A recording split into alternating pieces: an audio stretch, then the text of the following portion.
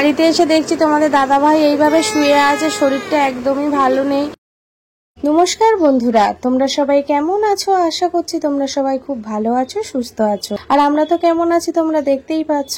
নতুন একটা ভিডিওতে তোমাদের অনেক অনেক ওয়েলকাম জানিয়ে আজকের ভিডিওটা শুরু করছি। তো বন্ধুরা দেখো, বোন রেডি হচ্ছে। আজকে বোন বাড়ি চলে যাবে, বোনকে দিয়ে আসতে যাবো। রিমু রিমু বাড়ি যাচ্ছি, যাবে? রিমু গুড গার্ল না মা, তাড়াতাড়ি ফিনিশ করো। রিমু যাবে, বাড়ি যাবে। বেশ কয়েকটা দিন বোন আমাদের সাথে কাটালো, আজকে বোন বাড়ি চলে যাচ্ছে, ভীষণ মনটা খারাপ। দেখতেই পাচ্ছ আমি বোনকে নিয়ে, মাইকে নিয়ে এসছি শিয়ালদা স্টেশনে বোনকে তুলে দিতে। তোমাদের দাদাভাইকে খাইয়ে ঘুম পাড়িয়ে রেখে এসছি। তোমাদের দাদাভাইয়ের শরীরটা একটু দুর্বল, আজকে শরীরটা অতটা ভালো নেই, তো ঘুমাচ্ছে দেখে মাইকে নিয়ে আসলাম। তুমি কোথায় যাবে ভালোভাবে বলো। মামার বাড়ি যাবে? অনেকদিন যাওনি? আচ্ছা। তোমরা দেখলেই মায়ের মনটা ভীষণ খারাপ, মায়ের মিমি চলে যাচ্ছে বলে।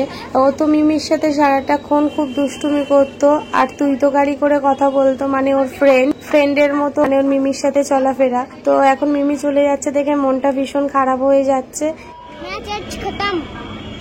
ট্রেন ছাড়ার টাইম এগিয়ে আসছে, আর মায়ের মনটা ততই খারাপ হচ্ছে। শুধু মায়ের না, সাথে আমার বোনেরও হচ্ছে।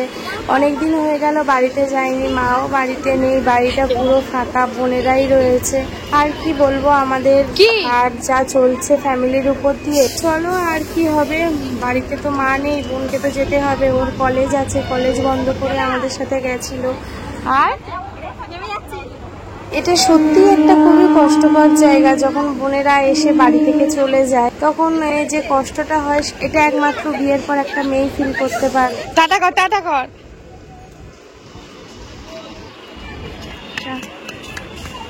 খুব মন খারাপ হচ্ছে? হ্যাঁ, কতটা মন খারাপ হচ্ছে না বেবি হয়ে দেখাও, এতটা? আচ্ছা আচ্ছা, চলো আমরাও আবার যাবো মামার বাড়িতে। হাত দাও, হাত দাও, হাত দাও, হাত ধরো। মায়ের উপর দিয়ে যা যাচ্ছে সেটা আর কি বলবো, তোমরা বুঝতেই পারছো। একটা বাচ্চা ছেলে, আমরা মুখে প্রকাশ করতে পারি, কিন্তু ওরা সেই কষ্টটা মুখে প্রকাশ করতে পারে না। ওর মামার যখন শরীর খারাপটা শুনলো, প্রথমে শুনে খুব কষ্ট পেয়েছিল। ওর মামাই ছিল খেলার সাথী, মামার বাড়িতে যাওয়ার জন্য অস্থির হয়ে পড়তো। মামা আর ও দুজনে খেলা করতো, সাথে আমার দিদির ছেলে, ও তিনজনে খুব একটা জুটি ছিল, খুব খেলা করতো তিনজনে। তো সেই জায়গাটা থেকেও খুব মিস করে। মামাকে এইভাবে দেখবে ও কখনো ভাবেনি। তো তারপরে দেখলো বাবাকে, তো এরকম একের পর এক চলে যাচ্ছে, তার জন্য না ওর মনটা সম্পূর্ণ অন্যরকম হয়ে গেছে। ওর কষ্টটা আমরা বুঝতে পারছি। আর এদিকে দেখো শিয়ালদাটা কত সুন্দর করে সাজিয়েছে পুজোর জন্য, সবাই কেনাকাটা করছে, আনন্দ করছে। আর আমাদের মধ্যে দেখো কোনো আনন্দ নেই, কিচ্ছু নেই, একটা কেনাকাটাও করতে পারিনি।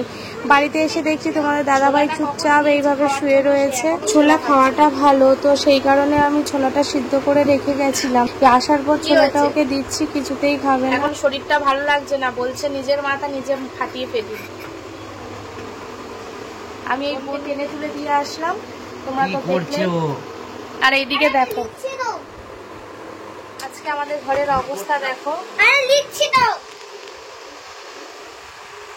এসে সব জামা কাপড়গুলো কাচাকুচি করলাম, তাও হাফটা করেছি, হাফটা করতে পারিনি। আমার শরীরটা খুব একটা ভালো না, জ্বর জ্বর আসবে আসবে এমন একটা ভাব লাগছে, কিন্তু এখন দেখা যাক। আর এইদিকে দেখো একদম খাওয়া দাওয়া করছে না টাইমে টাইমে, ইচ্ছা করে শরীরটা খারাপ করছে। আরো ছোলাটা খাও, এই খেয়ে নাও, ছোলাটা খেয়ে নাও, খেয়েছো, ওঠো ওঠো। অনেক বুঝিয়ে বাজিয়ে খাওয়াতে পেরেছি, তো খাচ্ছে দেখো মুখটা কেমন করে। একদমই কিছু খাওয়ার ইচ্ছা নেই, যেটুকু খাওয়াতে হয় সেইটুকু আমি অনেক জোর করে করে খাওয়াই। ওর এখন এত জেদ হয়ে গেছে, আমি ছাড়া ওকে কেউ খাওয়াতে পারে না। আমরা দেখো জোর করে খেতে বলেছি বলে কিভাবে খাচ্ছে দেখো। কি আলু সিদ্ধ মাখাচ্ছ? হ্যাঁ ওর আজকে শরীরের মধ্যে না জ্বালা পোড়া করছে, বলছে আমি পাচ্ছি না, আমার খুব কষ্ট হচ্ছে। ওর কষ্টটা বুঝতে পারছি, কিন্তু ওর কষ্টটা তো আমি আর ভাগ করে নিতে পারবো না। জানো তো আমি ঠাকুরের কাছে সবসময় বলি আমার ভাইকে, আমার হাজবেন্ডকে যে এই কষ্টগুলো পাচ্ছে, ওই কষ্টগুলো তুমি আমার মধ্যে দাও, আমি সহ্য করে নেব, ওদেরকে তুমি সুস্থ করে দাও। সব সময় ঠাকুরের কাছে বলি। আমাকে বলছে আমার খুব কষ্ট হচ্ছে, আমি আর পাচ্ছি না। আমার ভাইও সেম এইভাবে কষ্ট পেত, মানে এইগুলো চোখের সামনে আমি সত্যি দেখতে পাচ্ছি না গো। বিশ্বাস করো বন্ধুরা, পুড়ে গেলে কতটা জ্বালা হয় আমাদের বলো না। আর রেডিয়েশন মানেই তো একটা জিনিস পুড়িয়ে দেওয়া। ও শরীরের মধ্যে বলছে আমার খুব জ্বলছে পেটটা, আমি আর পাচ্ছি না, মাথাটা ফেটে পড়ছে, কেমন হচ্ছে, হাত ফাত কামড়াচ্ছে। না হলে না ও কোনোদিনও আমাকে হাত পা টিপতে বলে না। আমি লাস্টে দেখে ওকে না থাকতে পেরে আমি ওর হাত পা টিপে দিচ্ছিলাম, ও এত যন্ত্রণায় ছটফট করছিল। তো যাই হোক, আমি বললাম তুমি চুপচাপ শো, আমি টিপে দিচ্ছি। ভিতরে ভিতরে অনেক চিন্তা করছে যে পুজো এসে গেল, সবাই কেনাকাটা করছে, আনন্দ করছে, আমাদের এই অবস্থা। ছেলেকে এখনো পর্যন্ত একটা জামাও কিনে দিতে পারিনি, সেই সব নিয়ে বলছিল। আমি জিজ্ঞেস করছিলাম যে কি হয়েছে, কি প্রবলেম বলো।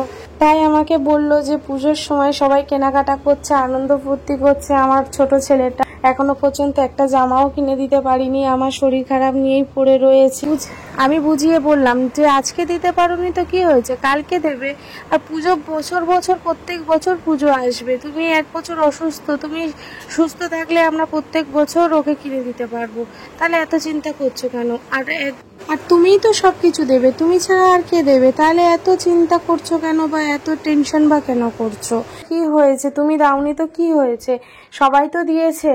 ওর এখনো 3-4টে জামা হয়েছে, বলছে সবাই দিক, কিন্তু আমি তো বাবা, আমি যদি বছরে একটা দিন ছেলের এখনো পর্যন্ত বেরিয়ে একটা জামা যদি না কিনে দিতে পারি, আমার মনটা কি ভালো লাগে? ও এইসব নিয়ে চিন্তা ভাবনা করছে।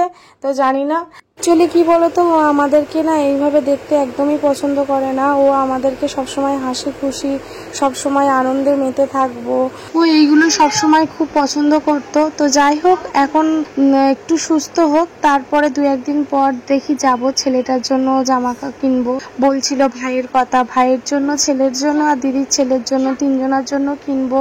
আর এবছর তো কেনাকাটা করব না, এই 3জনের জন্যই কিনবো, ওরা বাচ্চা। আর পুজোর সময় যদি ওর শরীরটা একটু ভালো থাকে অবশ্যই ওকে সাথে নিয়ে বেরাবো, না হলে প্রত্যেক বছরের মতো এবছরও বেরাবো, না হলে ওর মনটা খারাপ হবে, আরও বেশি কষ্ট পাবে, আরও শরীর খারাপ হবে। তার থেকে বাবা একটু বেরিয়ে ঘুরে আসলে মাইন্ডও ফ্রেশ হবে, আর ওর অত চিন্তাও হবে না।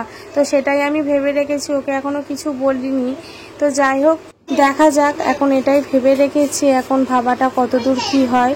আর সবকিছু তো তোমরা জানতে পারবে, তোমাদেরকে সবকিছু শেয়ার করব। আজকের ভিডিওটা যারা দেখছো ধন্যবাদ বলে ছোট করব না, যারা আমার নতুন ফ্রেন্ডস আছো চ্যানেলটি সাবস্ক্রাইব করে পাশে থাকা বেল আইকনটা প্রেস করে দাও, যাতে নতুন নতুন ভিডিও পোস্ট করার সাথে সাথে তোমাদের কাছে নোটিফিকেশন পৌঁছে যায়, আর তোমরা জলদি গিয়ে আমাদের ভিডিওটা দেখে নাও। চলো বন্ধুরা, আজকের মতো ভিডিওটা আমি এখানেই শেষ করছি। দেখা হবে নতুন কোনো ব্লগে তোমাদের সাথে, ততক্ষণ তোমরা সুস্থ থেকো, ভালো থেকো। আজকের মতো টাটা।